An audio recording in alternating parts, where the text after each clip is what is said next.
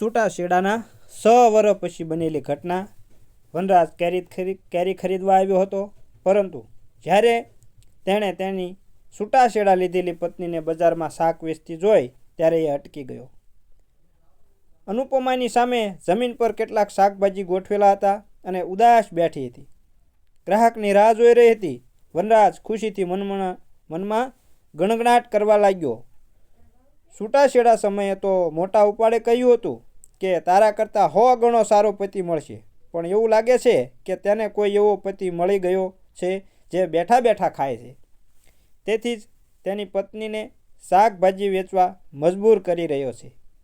તેની ઈચ્છા ન હોવા છતાં તે અનુપમા શાકભાજી વેચતી હતી ત્યાં ખેંચાઈ ગયો. અચાનક વનરાજ મોઢામાં પર રૂમાલ બાંધી દીધો. ગમે તે હોય તે 6 વર્ષમાં વનરાજ ઘણો બદલાઈ ગયો હતો. થોડો જાડો થઈ ગયો હતો. રંગ પણ સ્પષ્ટ થઈ ગયો હતો. તેણે સૂટ અને બૂટ પહેરેલા હોવાથી તે એક સજ્જન જેવો દેખાતો હતો. તેના ચહેરા પર રૂમાલ બાંધ્યા પછી તેને ઓળખવું અશક્ય હતું. જ્યારે વનરાજ નજીક ગયો ત્યારે એણે જોયું કે અનુપમા પાસે થોડાક બટાકા હતા જે ગરમીને કારણે જૂના દેખાતા હતા. થોડા ટમેટા હતા જે એકદમ તાજા હતા. કેરીઓ લાકડાના ક્રેશમાં રાખવામાં આવી હતી. તેના પર સૂકા ઘાસ હોવાથી કેરી બરાબર દેખાતી નહોતી. તેમાં થોડા લીલા મરચાં અને 4 થી 5 ટપકાવાળા ફૂલ કોબીના ટુકડા પણ હતા. રસ્તાની બાજુમાં જમીન પર ફક્ત એક ચાદર પાથરેલી હતી અને તેના પર નાની દુકાનમાં આટલી માત્રામાં શાકભાજી હતી. વનરાજે જોયું કે અનુપમા ખૂબ પાતળી થઈ ગઈ હતી. તેના ચહેરા પર બિલકુલ ચમક ન હતી. રંગ પણ ફીકો થઈ ગયો હતો. એકવાર તેને શંકા ગઈ કે તે અનુપમા નહીં પણ કોઈ બીજી છે, પણ તેના ડાબા ગાલે મોટા તલ જોયા પછી તેને ખાતરી થઈ ગઈ કે તે અનુપમા જ છે. અનુપમાએ આશાસ્પદ નજરે તેની સામે જોયું અને પછી ઉતાવળે કહ્યું, સાહેબ, શું શાક લેવું છે? પાડોશમાં શાકભાજી વેચતી એક સ્ત્રીએ વચ્ચે કહ્યું, સાહેબ, તેની પાસે વાસી શાકભાજી છે. જો તમને તાજો સામાન જોઈતો હોય તો અહીં આવો. પણ અનુપમા ઉતાવળમાં બોલી, ના સાહેબ, એ જૂનું નથી. તડકાને કારણે થોડું જૂનું લાગે છે, નહીંતર બાકી તો આજે સવારે જ ખરીદ્યું હતું. અનુપમાના ચહેરા પર લાસારી અને મજબૂરીના હાવભાવ જોઈને વનરાજનું હૃદય ધબકવા લાગ્યું. છેવટે એણે જીવનના 5 વર્ષ તેની સાથે વિતાવ્યા હતા. છૂટાછેડા તો થઈ ગયા હતા, પણ એ 5 વર્ષમાં કેટલીક યાદ અને સુંદર ક્ષણો પણ હતી. કંઈ પણ બોલ્યા વગર તેણે ઉપરથી ઘાસ હટાવ્યું અને કેરી તરફ જોવા લાગ્યો. કેરીઓ સારી ગુણવત્તાની હતી, જોકે તેમાં કરચલીઓ હતી. જાણે જૂની હોવાને કારણે તે કરમાઈ ગઈ હતી. તેણે કહ્યું, આ ખરેખર બગડેલી છે. અનુપમાએ અધીરાઈથી કહ્યું, ના સાહેબ, બગડી નથી, ખાલી દેખાવથી એવી લાગી છે. થોડી વધી છે. સાંજનો સમય તો હું તમને સસ્તા ભાવે દઈશ. ત્યાંથી જવાનો ડોળ કરતા વનરાજે કહ્યું, મને ખબર છે કે આ બગડેલી છે. તેને સોલીને જુઓ, કદાચ એ અંદરથી કાળી પણ થઈ ગઈ છે. તેણે વિનંતી કરી અને કહ્યું, સાહેબ, કૃપા કરીને એક કેરી ખાવાનો પ્રયાસ કરો. જો તેનો સ્વાદ ખરાબ હોય તો તેને ખરીદશો નહીં. મારી દીકરી છેલ્લા 2 દિવસથી બીમાર છે, જેના કારણે હું દુકાન યોગ્ય રીતે ગોઠવી શકતી નથી. દીકરીનું નામ સાંભળે વનરાજ ચોંકી ગયો. તેની પ્રિય પુત્રીનો ચહેરો એની સામે આવ્યો. છૂટાછેડા સમયે મેં તેને છેલ્લી વાર જોઈ હતી ત્યારે તે 4 વર્ષની હતી.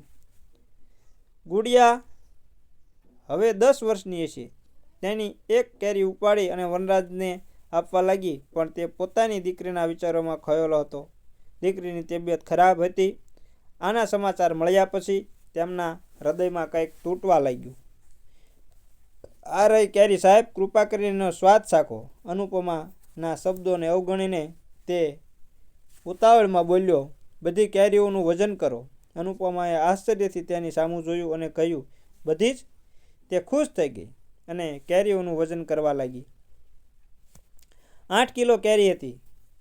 તેણે 2 થેલીમાં મૂકી અને વનરાજને આપતા કહ્યું, હું આ 100 રૂપિયા પ્રતિ કિલોના ભાવે વેચું છું, પણ તમને 8 કિલો બધી લઈ રહ્યા છો તો તમને 80 રૂપિયા પ્રતિ કિલોના ભાવે આપું છું. કુલ રકમ 640 રૂપિયા થાય છે. સાહેબ, જો તમે વધારાના 40 રૂપિયા રાખો તો પણ તમારે ફક્ત 600 રૂપિયા ચૂકવવા પડશે. તેણે કહ્યું, તમારી દીકરી બીમાર છે તો તમે 100 રૂપિયા પ્રતિ કિલોના દરે જ આપો. પછી વનરાજે 600 રૂપિયાની 2 નોટ આપી, 500 રૂપિયાની 2 નોટ આપી અને જવા લાગ્યો. અનુપમાએ પાછળથી બૂમ પાડી, જો હું પ્રતિ કિલો 100 રૂપિયા ઉમેરું તો પણ 800 રૂપિયા જ આવે છે. કૃપા કરીને તમારા 200 રૂપિયા પાછા લઈ લો. સાહેબ, તે અટકી ગયો પણ તેણે કંઈ કહ્યું નહીં. અનુપમા ઊભી થઈ અને નજીક આવ્યાને બોલી, મને ભિક્ષા નથી જોઈતી. સાહેબ, મેં દુકાન એટલા માટે ખોલી છે કે મને ભીખ ન માંગવી પડે. વનરાજે કહ્યું, શું તમારા પતિ કંઈ કરતા નથી? તેણે તેના હાથમાં 200 રૂપિયા મૂક્યા અને કહ્યું, સાહેબ, મારા પતિથી 6 વર્ષ છૂટાછેડા થયા છે અને તે ચાલ્યો ગયો પછી ચાલતા ચાલતા તેણે કહ્યું, તારા પતિએ તારા જેવી સ્વભાવની સ્ત્રી માટે કંઈક ખોટું કર્યું હશે એટલે સંબંધ તૂટી ગયો. તેણે પાછળથી કહ્યું, ના સાહેબ, મારા પતિ સારા હતા. બસ એટલું જ કે એ સમય ખરાબ હતો અને હવે તે જાતને રોકી શકતો ન હતો. તે ઝડપથી ત્યાંથી પોતાની કાર તરફ ગયો. પાછળ ફરીને જોયું તો અનુપમા પોતાની દુકાન બંધ કરી રહી હતી. કદાચ તેણે દિવસભરની રોકડી કમાઈ લીધી છે. અનુપમા અંધારું થઈ તે પહેલાં ઘરે જતી રહી. વનરાજને તેની પાછળ જવાનું મન થયું જેથી એ જાણી શકે કે તે ક્યાં રહે છે. જોકે વનરાજને ઢીંગલી જોવાનું પણ મન થયું હતું. ઉપરાંત અનુપમાએ બીજા લગ્ન નથી કર્યા એ સાંભળીને હૃદયમાં ખેંચાણ પણ અનુભવવા લાગ્યો. જ્યારે તેણીએ બાકી રહેલા શાકભાજી એક બોક્સમાં રાખ્યા અને ઘર તરફ ચાલવા લાગી ત્યારે વનરાજ બિલ્લી પગે પગપાળા તેની પાછળ ગયો. તે તેણીથી અંતર રાખીને ચાલી રહ્યો હતો જેથી અનુપમા એને જોઈ ન શકી. વનરાજના મનમાં એક પ્રશ્ન વારંવાર ગુંજી રહ્યો હતો કે અનુપમા આ શહેરમાં કેવી રીતે આવી. તેના માતા પિતાનું ઘર દૂર એક ગામમાં હતું. ત્યાં તેના 2 ભાઈઓ હતા. છૂટાછેડા વખતે તો કહેતા કે અમારી બહેન ભારે નહીં પડે, તો એના ભાઈઓ તેની બહેનને એકલી કેવી રીતે છોડી શકે. જોકે અનુપમાના જવાબથી વનરાજને પણ ખૂબ જ સાંત્વના મળી કે મારા પતિ સારા હતા. સાહેબ, બસ દિવસો ખરાબ હતા.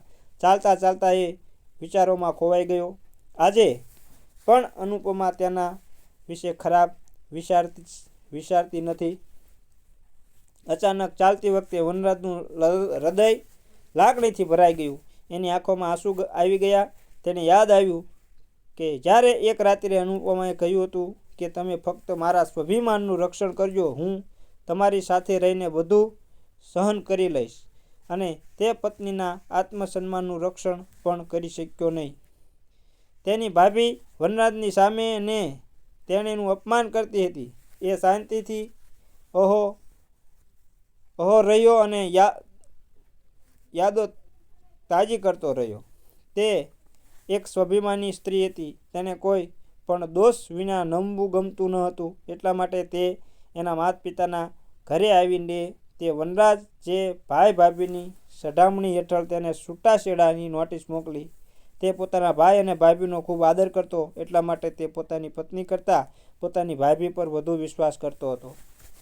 અનુપમા સાથેના તેના જીવનના પહેલા 3 વર્ષ ખૂબ સારા રહ્યા, પણ ચોથા વર્ષે તકરાર થવા લાગી.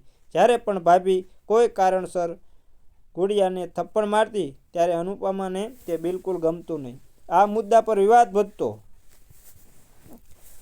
જતો હતો. સંઘર્ષ અને અપમાનને કારણે અનુપમા અલગ થવા માટે દબાણ કરી રહી હતી, જે વનરાજને બિલકુલ ગમ્યું નહીં. બીજી બાજુ વનરાજના ભાઈ અને ભાભીએ સત્તા ન હતા તે પૂર્વજોની દુકાનોનું વિભાજન થાય. ભાઈ ભાભી ઈચ્છતા ન હતા કે પૂર્વજોની દુકાનોનું વિભાજન થાય. ભાઈ ભાભી બધું જ એકલા પડાવી લેવા માંગતા હતા. વનરાજ દુકાનમાં તેના ભાઈની સાથે એક સરખી મહેનત કરતો હતો, પણ જ્યારે પણ તેને અને અનુપમાને પૈસાની જરૂર પડતી ત્યારે તેને તેમની ભાભી પાસેથી પૈસા માંગવા પડતા.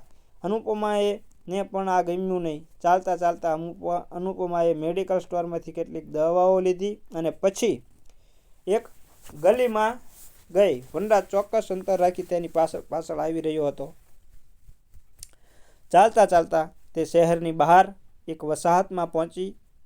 થોડી દૂર ચાલ્યા પછી તેણે એક જૂના ઘરમાં પ્રવેશ કર્યો, જેમાં રૂમના નામે બે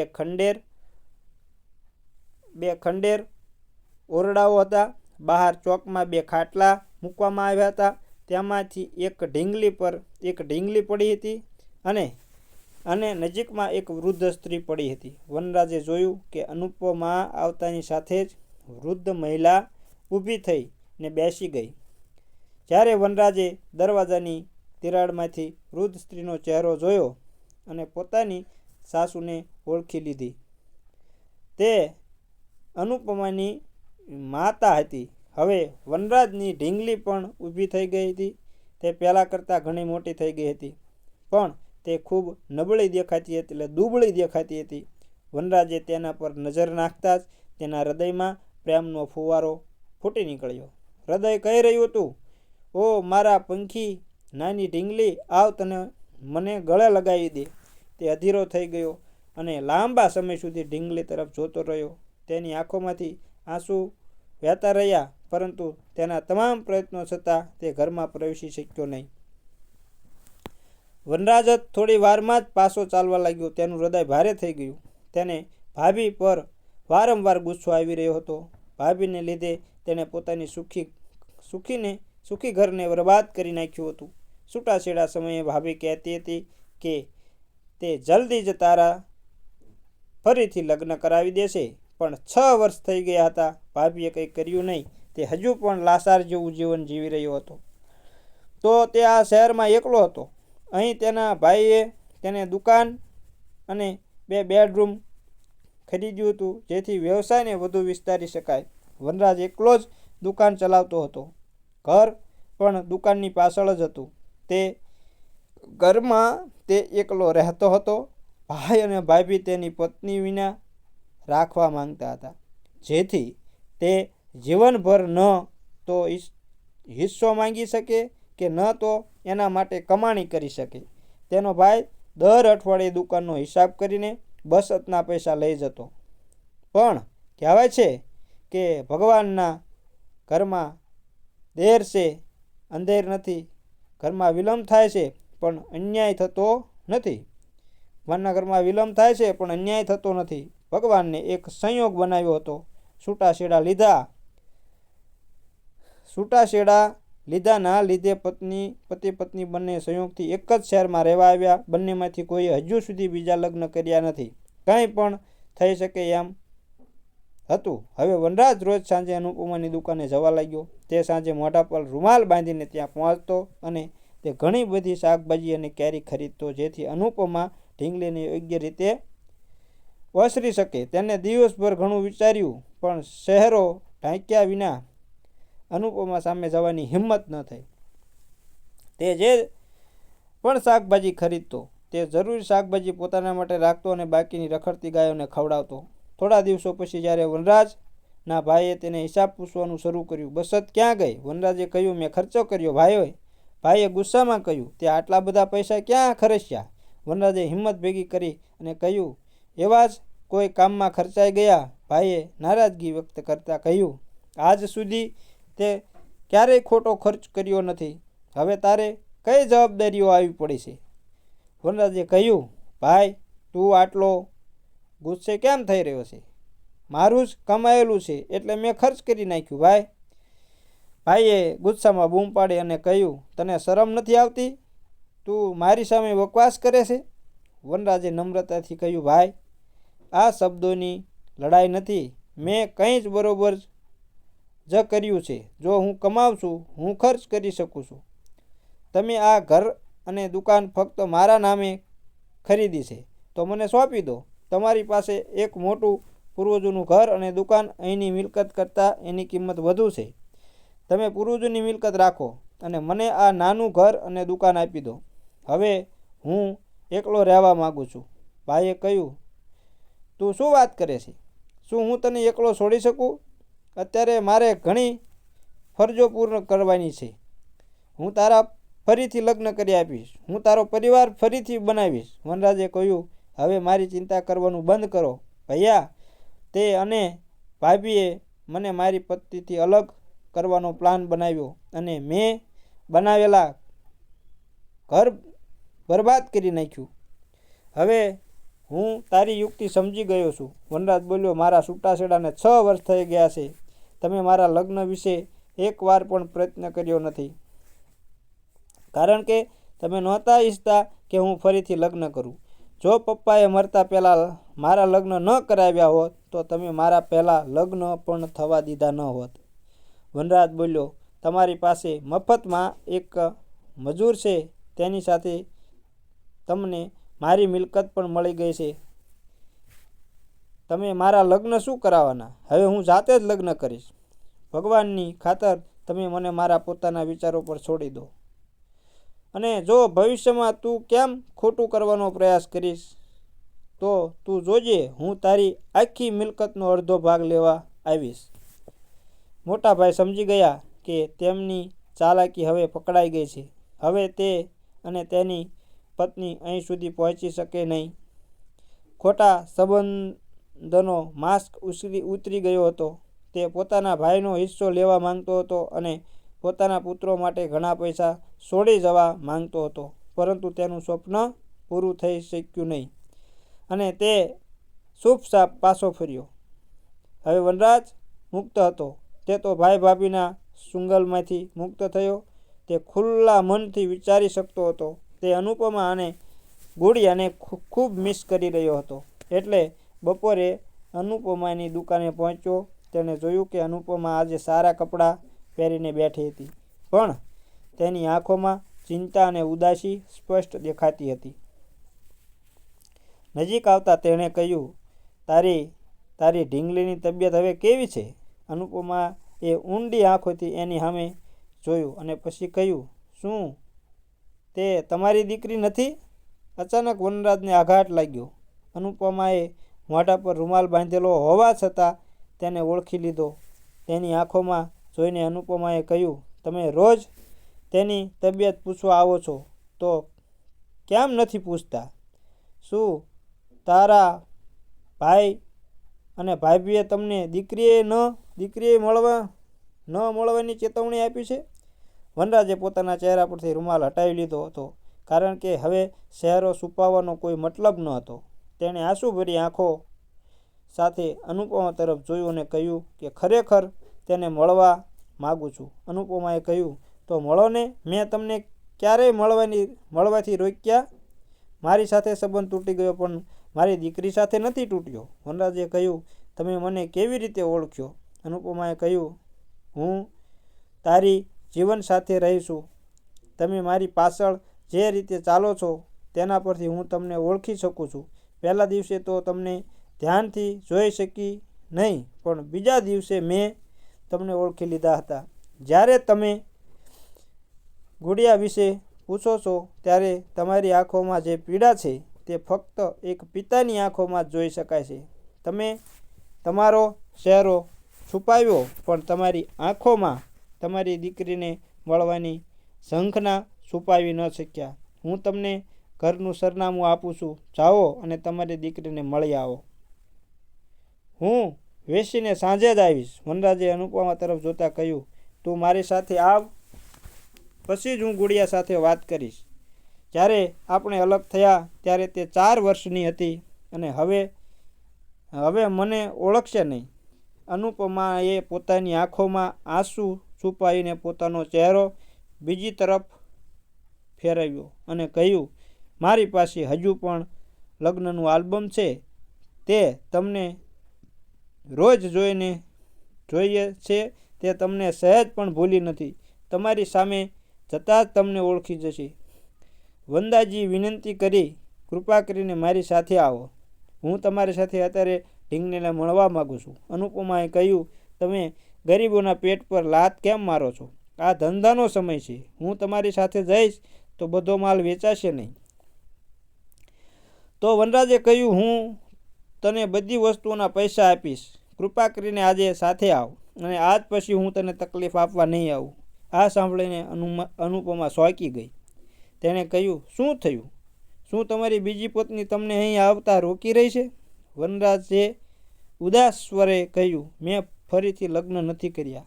આ સાંભળીને અનુપમાના હૃદયને કેમ થોડી રાહત થઈ તે ખબર નથી, પણ તેની સાથે જવા સંમત થઈ. તેણીએ પોતાની દુકાન બીજી મહિલાને સોંપી દીધી અને તેની સાથે તેની કારમાં નીકળી ગઈ. રસ્તામાં અનુપમાએ પૂછ્યું, તમે આ શહેરમાં શું કરો છો? વનરાજે આખી વાત કહી. તેણે એમ પણ કહ્યું કે હવે તે કાયમ માટે અહીં જ રહેશે. વનરાજે મારા ભાઈ અને ભાભી સાથેનો સંબંધ કાયમ માટે તોડી નાખ્યો છે એ વિશે પણ કહ્યું. અનુપમા વિચારવા લાગી, જો આ બધું છૂટાછેડા પહેલાં થયું હોત તો આજે એ બંને સાથે હોત.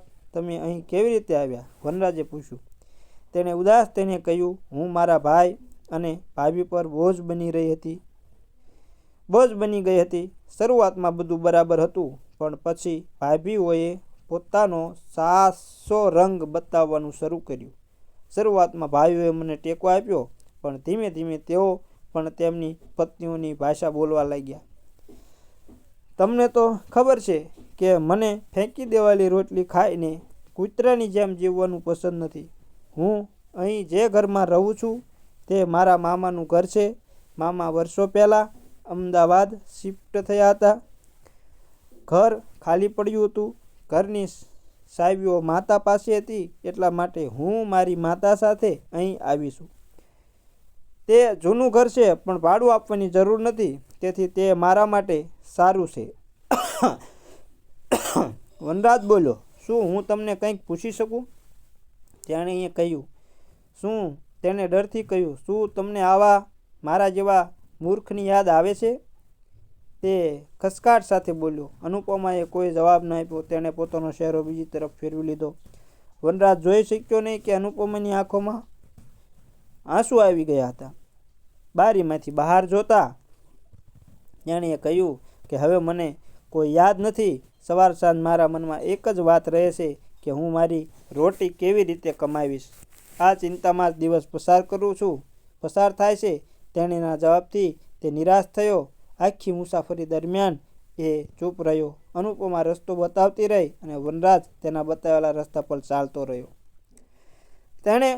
તેણે સહેજ પણ શંકા ન જવા દીધી કે તે પહેલાં પણ તેણીની પાછળ અહીં આવ્યો હતો. અને વનરાજ ઘરમાં પ્રવેશતાની સાથે જ તેનું હૃદય અંદરથી દુખવા લાગ્યું, કારણ કે ઘરની હાલત ખૂબ ખરાબ હતી. રૂમમાં ઘણી જગ્યાએ પ્લાસ્ટર પડી ગયું હતું. દિવાલો જર્જરિત થઈ ગઈ હતી. અનુપમા તેની આગળ ચાલી રહી હતી. રૂમની સામે પહોંચીને તેણે કહ્યું, ઢીંગલી, જો કોણ આવ્યું છે. ઢીંગલી હવે ઠીક હતી. ઢીંગલી સરકારી શાળામાં યુનિફોર્મમાં હતી. રૂમમાંથી બહાર આવી તે વનરાજ તરફ જોવા લાગી. અનુપમાની માતા પણ બહાર આવી. પાતળી ઢીંગલી તેની મોટી આંખોથી વનરાજને જોઈ રહી હતી. વનરાજની આંખો કહી રહી હતી, ઓ મારા દિલના ટુકડા, નાની ઢીંગલી, આવીને મને ગળે લગાવ. પણ ઢીંગલી તેની પાસે ન આવી. તે ગઈ અને તેની માતાને ભેટી પડી. અનુપમાએ કહ્યું, દીકરી ડર નહીં, એ તારા પિતા છે. ગુડિયાએ કહ્યું, તે મારા પિતા છે, પણ તે ખરાબ પિતા છે. એમણે મને ખૂબ રડાવી છે. ગુડિયા હવે 10 વર્ષની હતી અને તે ઘણી બધી બાબતો સમજી ગઈ હતી. વનરાજે જેનો ડર હતો તે થયું, એટલા માટે જ તે અનુપમાને સાથે લાવ્યો હતો. તે ખસકાટ સાથે તેની સાસુના પગ સ્પર્શવા લાગ્યો. સાસુ પણ 2 ડગલા પાછળ હટી ગયા અને કહ્યું, મારાથી દૂર રહેજો. હવે તમારા અને મારા વચ્ચે કોઈ સંબંધ નથી, તેથી મારા પગ સ્પર્શ કરવાની કોઈ જરૂર નથી. વનરાજ ત્યાં જમીન પર બેસી ગયો. પછી આંખોમાં આંસુ સાથે તેણે હાથ ફેલાવ્યા અને પોતાની દીકરીને નજીક આવવાનો ઇશારો કરવા લાગ્યો. તેની આંખો કહી રહી હતી, દીકરી, મને એકવાર ગળે લગાવ. ઢીંગલીએ તેની માતા તરફ જોયું. અનુપમાએ આંખોના ઇશારે અનુમતિ આપતા તેને જવાનું કહ્યું. પછી ઢીંગલી દોડીને તેના પિતાની સાથે ચોંટી ગઈ. વનરાજ માટે આ સ્વર્ગીય આનંદ હતો.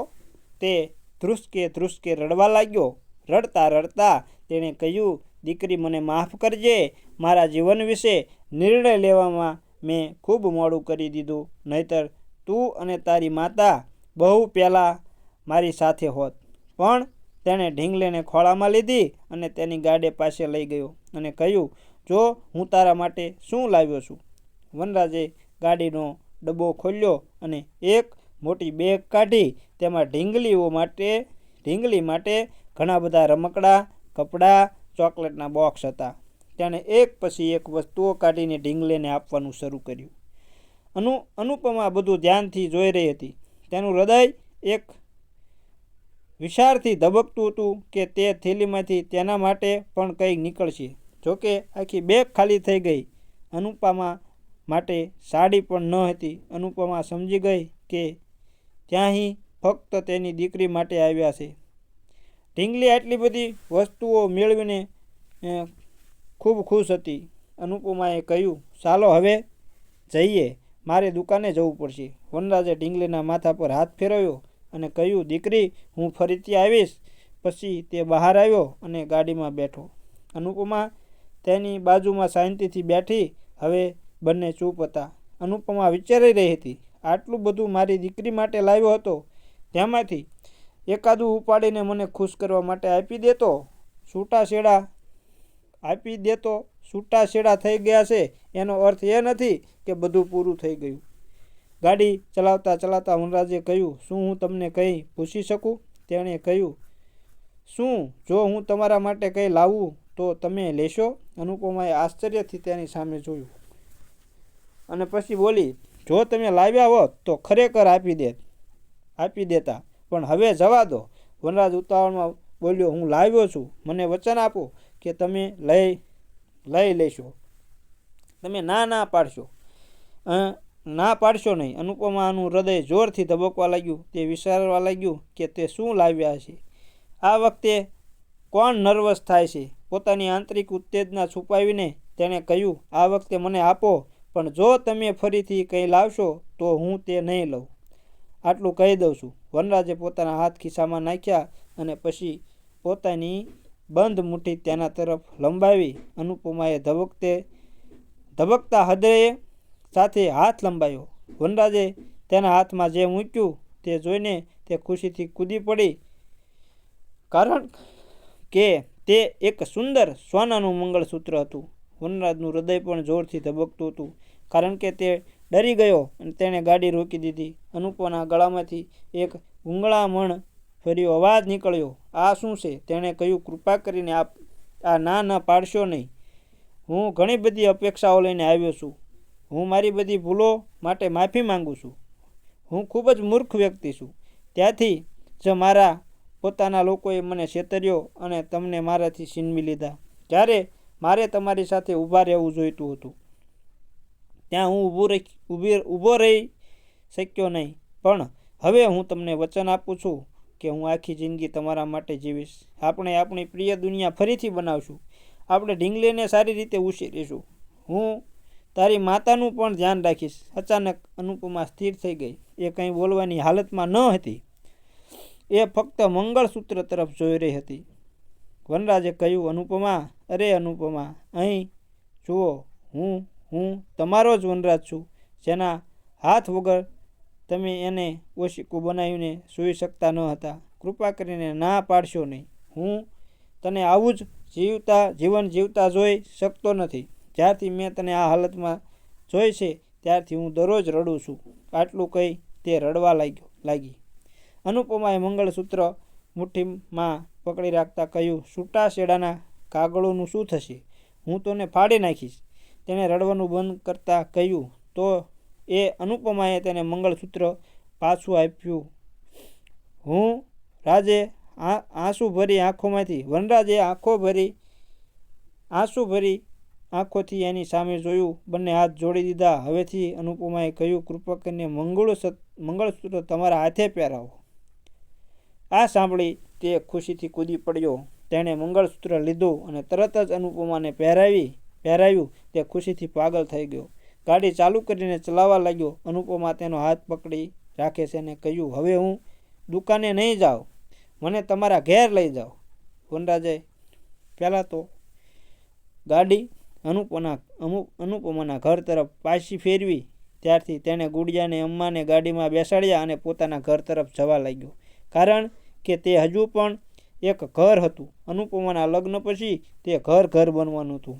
આવા જ વિડીયો જોવા માટે અમારી યુટ્યુબ ચેનલને સબસ્ક્રાઈબ કરો અને વિડીયોને લાઈક અને શેર જરૂર કરજો અને સાથે સાથે બેલ આઇકનને પણ દબાવી દેજો, જેથી કરી અમારી ચેનલનું નોટિફિકેશન સૌથી પહેલાં તમને મળે અને તમને અમે આવા નવા વિડીયો પીરસતા રહીએ. જય માતાજી મિત્રો.